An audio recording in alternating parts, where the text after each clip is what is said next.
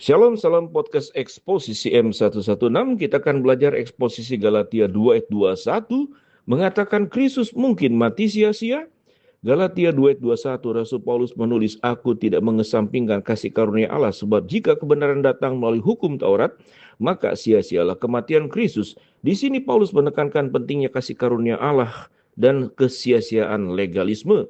Galatia 2 dimulai dengan menceritakan konfrontasi antara Paulus dan Petrus di Antioquia. Petrus sedang bersekutu dengan orang percaya non-Yahudi, sekalipun sebagaimana mestinya, tetapi ketika beberapa orang Yahudi tiba di kota itu, Petrus memisahkan diri dan orang-orang non-Yahudi karena ia takut akan dikritik. Galatia 2 ayat 11 sampai dengan ke-12. Paulus memperhatikan kemunafikan Petrus dan menegurnya di depan umum. Karena tindakan Petrus menyiratkan bahwa orang-orang non-Yahudi perlu mengadopsi hukum dan adat istiadat Yahudi agar diterima oleh Allah. Pola pikir seperti yang ditunjukkan Petrus akan merusak konsep kasih karunia. Kejadian ini mendorong Paulus untuk mengklarifikasi Injil. Dia menulis, tidak seorang pun dibenarkan oleh karena melakukan hukum Taurat, tetapi oleh karena iman dalam Yesus Kristus. Karena tidak seorang pun dibenarkan oleh karena melakukan hukum Taurat. Galatia 2 ayat 16. Dibenarkan berarti dinyatakan benar di hadapan Allah. Pembenaran tidak dapat dicapai melalui ketaatan kepada hukum Taurat. Mustahil bagi kita untuk berusaha mencapai keselamatan. Pembenaran hanya datang melalui iman kepada Yesus Kristus. Paulus tidak mengesampingkan kasih karunia Allah. Galatia 2 ayat 21. Melakukan hal itu berarti memperlakukan kasih karunia Allah sebagai sesuatu yang tidak perlu atau tidak cukup. Kasih karunia adalah kebaikan Allah yang tidak layak diterima. Tampaknya kita tidak dapat diselamatkan ketika orang berdosa mencoba dibenarkan oleh perbuatan. Mereka secara tidak langsung mengatakan bahwa kasih karunia Allah tidak cukup untuk menyelamatkan mereka. Paulus membela integritas Injil. Kasih karunia Allah yang menyelamatkan dalam Kristus bukanlah rencana cadangan. Ini adalah satu-satunya rencana. Menolak kasih karunia itu ini demi menaati hukum secara efektif menyangkal salib. Bayangkan pembenaran dan kebenaran dapat datang melalui ketaatan pada hukum Taurat. Jika itu benar, sia-sialah kematian Kristus. Galatia 2 ayat 21. Inkarnasi putra Allah, kehinaannya dan kematiannya, semuanya tidak perlu jika kita dapat menyelamatkan diri kita sendiri. Jika yang kita butuhkan hanyalah hukum Taurat untuk dipatuhi, maka Kristus mati sia-sia.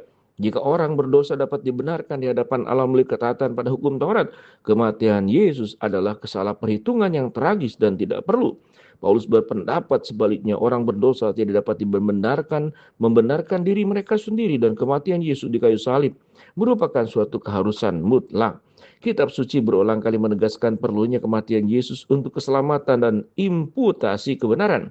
Dalam Roma 3:20-22, Paulus menyatakan tidak seorang pun yang dapat dibenarkan di hadapan Allah karena melakukan hukum Taurat. Tetapi sekarang tanpa hukum Taurat, kebenaran Allah akan dinyatakan, yaitu kebenaran Allah karena iman dalam Yesus Kristus bagi semua orang yang percaya. Di tempat lain Paulus menulis, sebab karena kasih karunia kamu diselamatkan oleh iman, itu bukan hasil usahamu, tetapi pembiaran Allah. Itu bukan hasil pekerjaanmu, tetapi supaya jangan ada orang yang memegahkan diri. Efesus 2 ayat 8 sampai dengan ke-9. Kristus telah mencapai apa yang tidak pernah dapat dicapai oleh hukum Taurat. Dia menebus dosa-dosa kita dan memberikan kebenaran kepada semua orang yang percaya kepadanya. Galatia 3 ayat 24 menjelaskan bahwa hukum Taurat adalah penuntun kita sampai kepada Kristus datang, supaya kita dibenarkan karena iman. Pembenaran oleh iman datang secara eksklusif melalui pengorbanan Kristus sekali untuk selamanya. Ibrani 10 ayat yang ke-10. Mengandalkan pemeliharaan hukum untuk pembenaran adalah penyangkalan Injil. Kita secara sengaja atau tidak sengaja membatalkan salib dengan mengukur diri kita dengan kinerja kita daripada kasih karunia Allah. Pembenaran adalah anugerah, bukan pahala. Itu diterima. Tidak dicapai.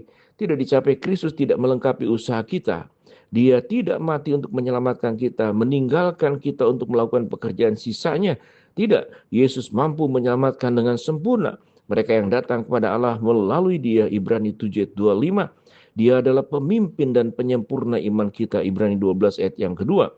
Orang percaya menanggapi kasih karunia Allah di dalam Kristus dengan hidup dengan penuh syukur dan dalam kebebasan yang dibawa oleh kasih karunia Kristus hidup di dalam kita.